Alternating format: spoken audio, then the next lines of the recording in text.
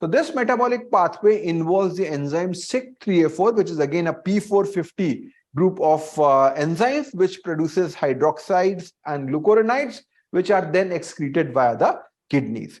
So if you have renal dysfunction, your urinary metabolites will not be appropriately excreted. So Dhwani, in a patient in which you have suspecting Cushing syndrome, if you have renal failure, which test should not be done?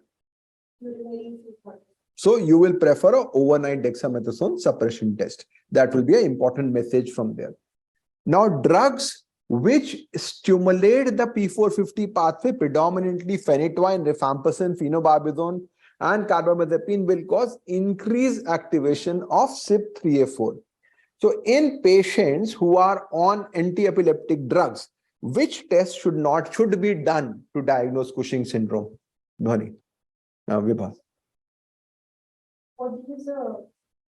So which cannot be done? Let's put it first. Which test should not be done if somebody is on phenytoin? So any test which measures the total cortisol. So ONDST, LDDST, HDDST, they will become unreliable. So you have to look for free cortisol, which you can get either from the saliva or from the urinary. So in renal failure, you should do a plasma-based assay, while on these drugs, you should do a free cortisol-based assay, which is filtered. Now, drugs like voriconazole, clarithromycin, and ritonavir inhibit this enzyme. So if you have inhibition of this enzyme, what is going to happen, Dr. Manoj? So liver will be high. So if somebody was on steroids and you are giving these drugs, you will become Cushingoid. So if you're using phenytoin, rifampicin, two effects I said. One is that you will be having a overdiagnosis of Cushing syndrome, because these drugs will be, the cortisol, these things will be metabolized. The other thing which can happen is that your body, suppose somebody was on steroids and you start phenytoin, their metabolism increases and they will go into crisis. So this is very common in the setting of MPHD. But if somebody is on these antifungal drugs, you may suddenly have that the requirement go down and the patient may become Cushingoid in that regard. So this is something which is going to happen, which we need to worry. Now, so metabolism, basically we said there are multiple pathways. So you've got 11 beta HSG2, which converts cortisol and cortisone exchange, which happens in that perspective. Then there are various enzymes like 5-alpha beta reductase, which produce dihydrocortisol and cortisone, then 3-alpha HSD. So finally, you have got these compounds which are produced, the cortols and cortones. In which condition would you like to compare the levels of urinary cortols to cortone, and you will get a diagnosis? So there is a pathway, as I said. So there is 11 beta HSD in between, and then you've got 5-alpha, all those pathways there. But a lot of people used to do urinary excretion. So one is that they were looking at the urinary profile to get the diagnosis. But if you're looking at a specific scenario, a ratio of urinary cortol to cortone, that will give you a diagnosis in a child who comes to you with hypokalemia, polyuria, and failure to thrive. So which condition would this be helpful? And high blood pressure. I think there's nothing much else which is required.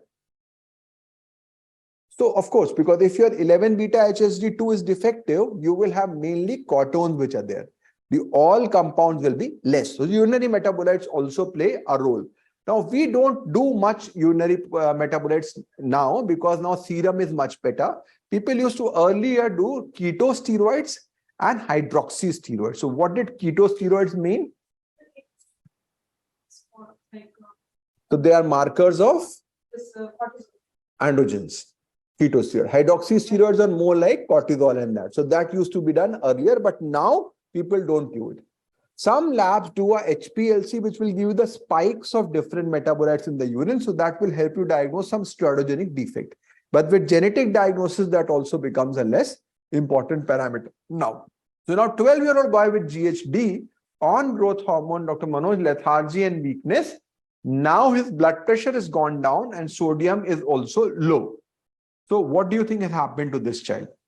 Now could be it was associated with other hormonal deficiency. So with the hyponatremia, it is failing towards the hypocortisolism, or it is failing to the adrenal crisis.